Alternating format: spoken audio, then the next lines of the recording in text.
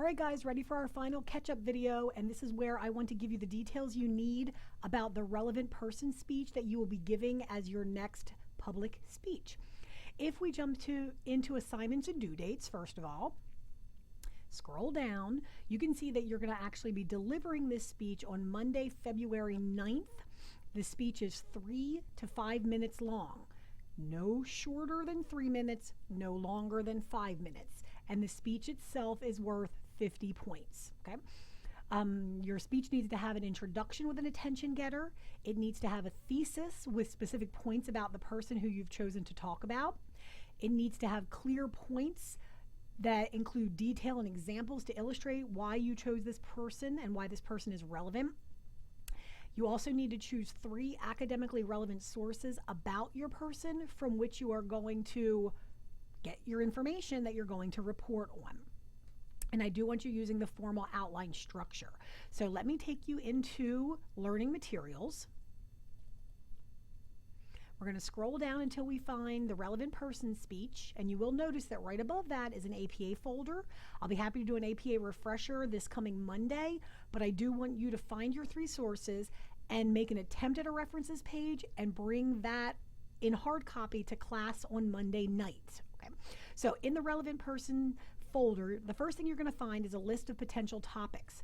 Remember the instructions in the beginning of the semester, you need to understand the assignment.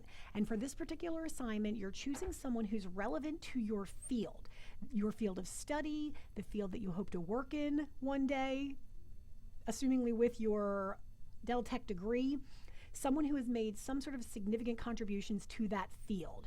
It doesn't mean relevant person as in a teacher or boss that has had impact on your life. We're really looking for someone that's more influential in terms of the field overall. So here on my list of examples, you can see things like Clara Barton, founder of the Red Cross. You can look at Dr. Seuss, father of children's poetry. I've got on here Linda Richards, America's first trained nurse. We've got William Boeing, the founder of Boeing, and so on. If you can find someone on this list that makes sense, that interests you, by all means, feel free to take from the list. If, however, you come up with some other person who is relevant and meets the criteria for the assignment, then by all means, feel free to do your research on that person and report on that person. If you want to go rogue and you go off list, which I totally encourage, and you want to just run it by me and make sure that the person does meet the criteria for the assignment, absolutely call me, email me, come see me, and I'll be happy to give you the thumbs up, thumbs down on whoever it is that you've chosen. All right, the next thing in the folder is the relevant person speech outline. This is an example of an outline that I want you to submit to me. So this is what you're going to have a draft of when you come to class on Monday night. All right, so up at the top, your name, the class, our section number, the date, and then the person who you chose and why that person is significant or what field they have contributed to. Then I want you to have a title that says introduction, and I want you to think of some kind of a hook or attention getter that you can use to open up your presentation. Then you're going to follow that with this thesis statement, and I do want you to have the heading thesis on your outline for me. So again, I can see that you're visually organizing your material. In your thesis statement, try not to cut and paste from the model here. Try to come up with more original wording, something that sounds like how you would talk. But in your thesis statement, you need to give me not only the person who you've chosen, the field that they contributed to, but 2 or 3 major reasons why this person is significant. Those points will be included in your thesis statement, but they will also become point 1, point 2, and point 3 in your outline. And then notice how on the outline, each point is then followed up with major and minor details. So here, for example, point 1 for Rosser Reeves, he was a self-made success in business. Okay, so explain that to me. 1940, at age 30, he began working for the Ted Bates Company. He helped the company become the 5th largest ad agency. He became the chairman. He was elected to the Advertising Hall of Fame. He's most famous for creating this USP program for creating advertising slogans. And the USP program is make a proposal, make it unique, make it something other people desire. Then we go into point 2. This brings me to my second point. So there's a good example of a transition signpost that you chose, Rosser Reeves. Many companies became hugely successful by using his slogans. So you can feel here, just like you're writing almost one of those 5-paragraph essays that we would do in composition, but yet you're structuring it in an outline and you're going to present your information. So you have a topic sentence, major details, minor details. But for me, instead of writing in paragraph form, you're going to be putting these in the form of an outline. So your topic sentences are Roman numerals 1, 2, and 3. Your major details are capital A's, B's, and C's. And then your minor details are Arabic numbers 1, 2, 3.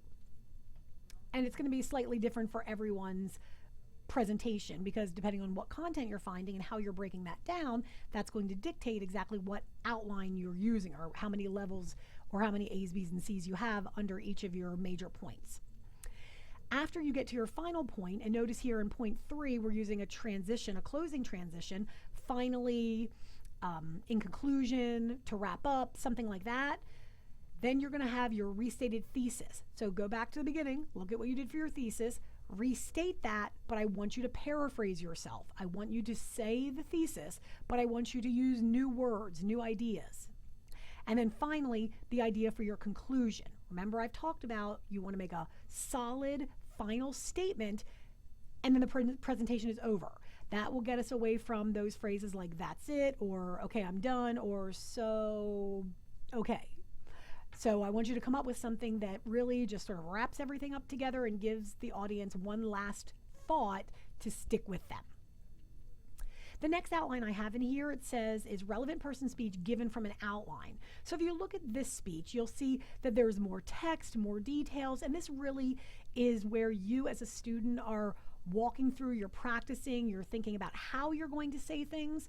So this outline can definitely be more detailed and have more content.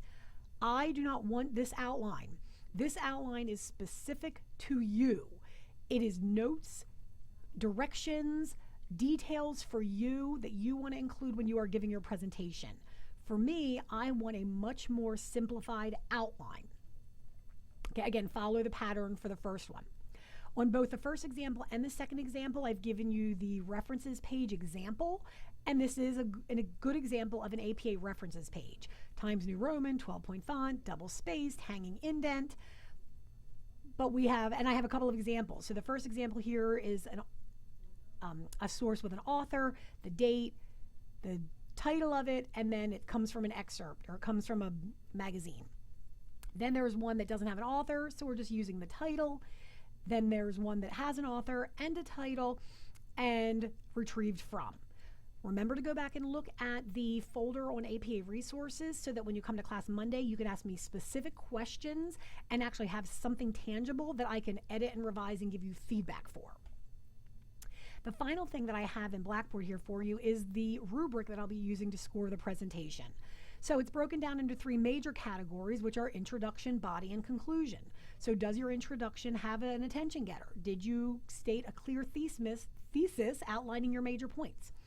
Did your body have your 3 major points clearly indicated by using transitions or signposts? And did you have details and examples to support each one of them? And finally, in the conclusion, did you restate your thesis? And did you give us a nice, strong ending statement? The other categories that I'll be evaluating, each one of those is worth 10 points. Then you have 4 additional categories: eye contact, volume and rate, posture, and gestures. And for those 4 categories, each of them is worth 5 points. So that'll give you an idea of what I'll be looking for and how I'll be evaluating this first 3 to 5 minute speech. If you have any questions, please feel free, call me, email me, come see me. You know, that invitation is always open. Otherwise, I will see you guys on Monday, barring any unforeseen weather coming through the state of Delaware.